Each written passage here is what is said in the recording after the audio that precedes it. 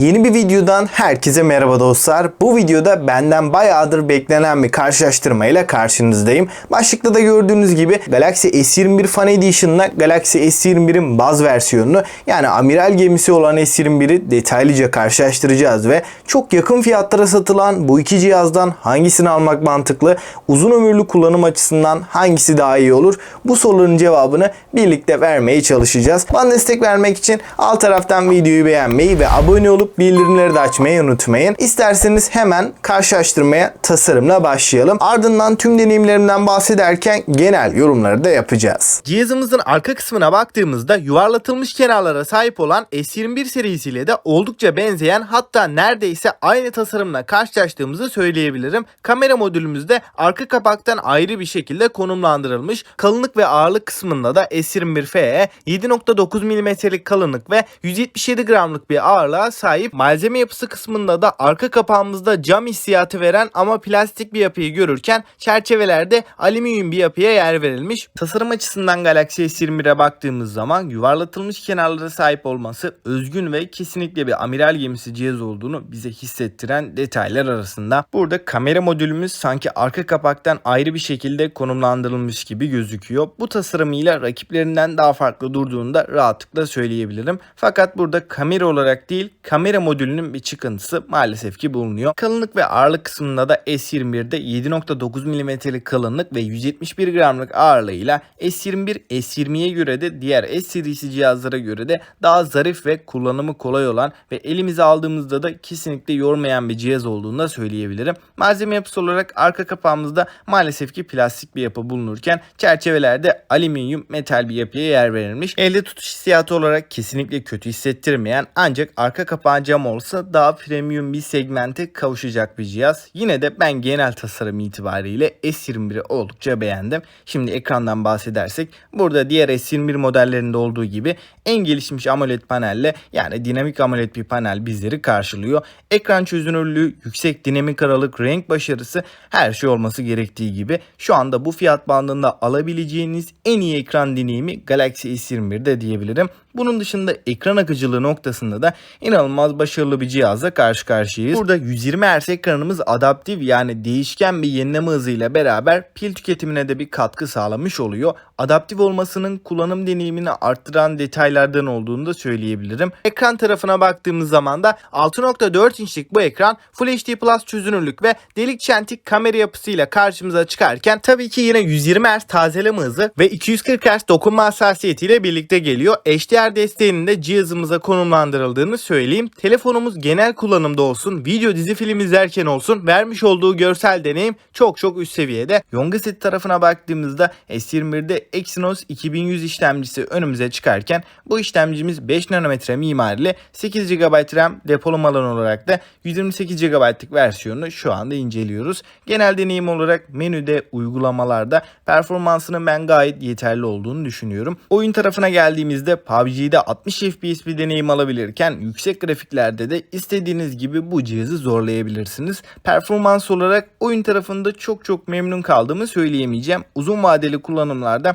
nadir de olsa ara FPS düşüşleri olabiliyor. Fakat bu durumun oyun deneyimimizi çok kötü yönde etkilediğini söyleyemem. Kendinizi tam olarak bir oyuncu olarak tanımlıyorsanız bu söylediğim detaylar sizi üzebilir. Arada bir oyun oynuyorsanız diğer tüm oyunlar için de Galaxy S21'in iyi bir performans sunduğunu söyleyebilirim. Ama batarya konusunda oyun tarafına yüklendiğinizde biraz çabuk bittiğini de belirtmem gerekiyor. Bence bu telefonun en çok merak edilen noktası Exynos 2100 işlemcisi. Açıkçası Exynos işlemcileri çok beğenmeyen birisi olarak 2100 işlemcisi beni fazlasıyla şaşırttı diyebilirim. Antutu'da S21 FE ile 740.000 gibi iyi bir skor alabilirken Geekbench 5'te ise tek çekirdekte 1052, çoklu çekirdekte de 3237 almayı başarıyor. Bu işlemci bize oyun performansı olarak da PUBG'de HDR grafiklere kadar 45 FPS'te oynatabilirken akıcı grafiklerde de 60 FPS oyun deneyimini bizlere verebiliyor. FPS sayıcını açtığımızda gördüğünüz gibi ara FPS düşüşleriyle karşılaşabiliyoruz. Oyun deneyimimizi kötü yönde etkilediğini pek söyleyemem. Çünkü bu düşüşler genelde 2-3 FPS civarında diyebiliriz. Çok nadir olarak anlık 50-52 FPS'lere inebiliyor. Yani profesyonel bir oyuncuysanız bu performans sizi pek memnun etmeyebilir ama genel bir kullanıcı için keyifli bir oyun deneyimi alabildiğimizi söyleyebilirim. Isınma konusunda da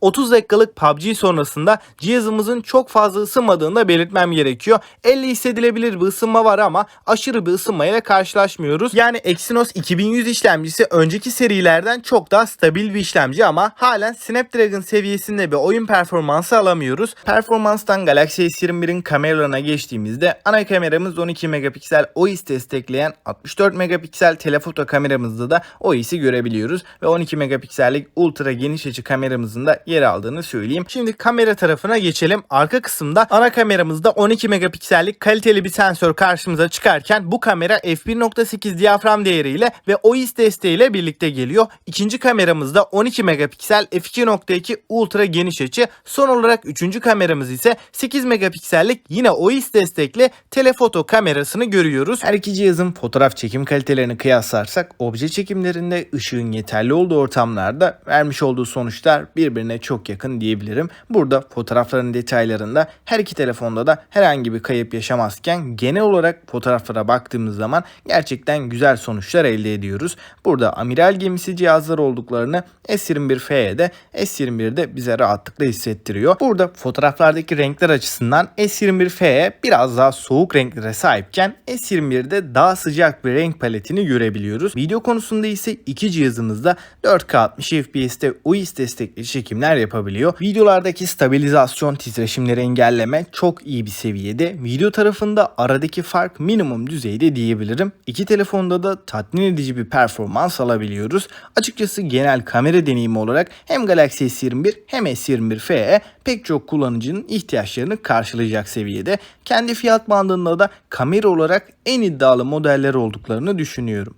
Yazılım tarafında da Android 12 ve One UI 4.0 ile gelen S21F 3 yıl Android güncellemeleri ve 4 yılda güvenlik güncellemelerini almaya devam edecek. Arayüz konusunda herhangi bir lag problemiyle donma takılma sorunu yaşamazken menü geçişleri, uygulama açılış hızları gayet pürüzsüz. Batarya tarafına geçtiğimiz zaman da 4500 mAh'lik batarya ve 25 Watt kablolu, 15 Watt'ta kablosuz hızlı şarj desteğini bize sunabiliyor. Fakat burada kutu içeriğimizde adaptör maalesef ki çıkmıyor. S21'de 4000 mAh batarya ve 25 Watt'lık hızlı şarj desteğiyle beraber geliyor. Hızlı şarj yetenekleriyle iyi bir seviyede olsa da batarya performansı olarak çok yeterli düzeyde değil. 5,5-6 saat civarında ekran sürelerini bu telefonla alabiliyoruz. Bazen 5 saatlere kadar da düşebiliyor. Ortalama bir senaryoda benim bir günümü rahatlıkla çıkartabiliyor ancak telefonu gün içinde çok fazla kullanıyorsanız akşama doğru şarj etmeniz gerekebiliyor. Hoparlör konusunda stereo hoparlörlerle gelen S21'de ses deneyimi, ses yüksekliği açısından da sesteki berraklık seviyesi de gerçekten üst seviyede. Hoparlör kısmında da S21Fe Dolby Atmos desteğine sahip olan stereo hoparlörlerle geliyor. S21Fe'nin hoparlörleri ses yüksekliği açısından oldukça tatmin edici. Bas ve tiz seslerin ayrımı da gayet iyi bir şekilde gerçekleşiyor. Suya ve toza karşı da IP68'de 1,5 metre suya 30 dakika boyunca dayanabilen S21'de ek olarak ekran altı parmak izi okuyucunun da hızlı ve ciddi anlamda kararlı çalıştığını da söyleyeyim. Evet dostlar, tasarımı, ekranları, kamerayı ve diğer tüm detayları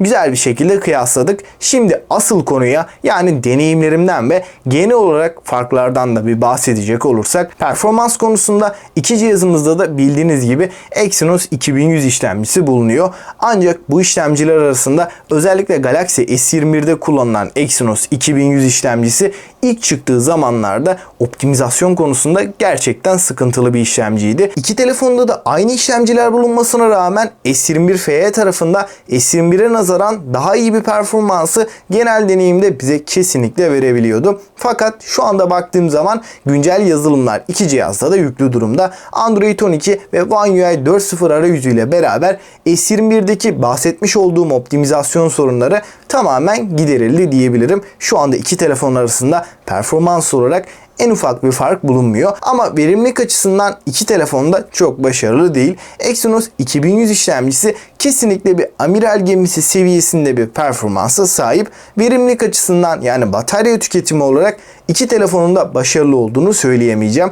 Ancak bu noktada S21Fe 4500 mAh'lik bataryasıyla S21'in 4000 mAh'lik bataryasına nazaran çok daha öne çıkıyor diyebilirim. Yani S21Fe yüksek batarya kapasitesiyle kesinlikle hem oyun kullanımında olsun hem günlük kullanımda olsun daha uzun bir deneyimi sağlıyor. Uzun kullanım açısından da baktığımda baktığımda iki telefonu gün içinde sonuna kadar zorladığım bir senaryoda S21FE ortalama 1,5-2 saat civarında S21'den daha yüksek ekran süreleri verebiliyor. Bu noktada bu aradaki farkı düşündüğüm zaman ortalama kullanıma indirdiğimizde, yani normal kullanıcının gün içinde çok yoğun kullanmadığını düşünürsek, aradaki performans farkı 3-4 saatlere kadar çıkabiliyor. Genel bir kullanıcı için Galaxy S21FE batarya tarafında ihtiyaçları rahatlıkla karşılayabilecekken S21 bu konuda kesinlikle zayıf kalıyor. S21 ile bir günü tamamlayabilmeniz size bağlı, ancak yoğun bir kullanımda S21 kesinlikle bir günü çıkarmıyor. Batarya olarak hangi kullanım senaryosu olursa olsun